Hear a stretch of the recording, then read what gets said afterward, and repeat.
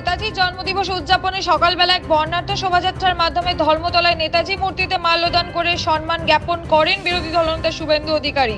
এদিন তিনি দিল্লিতে নেতাজির মূর্তি স্থাপনের প্রধানমন্ত্রীকে ধন্যবাদ জানানোর পাশাপাশি দেশে স্বাধীনতা পরবর্তী পর্যায়ে নেতাজির অভাব যে দেশের কতটা ক্ষতি করেছে সেই বিষয়টি তুলে ধরেন। বিজেপির পক্ষ থেকে রাজ্য জুড়ে এই দিনটাকে পরাক্রম দিবস হিসেবে পালিত করা হচ্ছে। ধর্মতলায় নেতাজির মূর্তিতে মাল্যদান করে সম্মান জানানোর পর তিনি সরাসরি চলে যান ডিএর দাবিতে চলা সরকারি কর্মীদের অনশন মঞ্চে।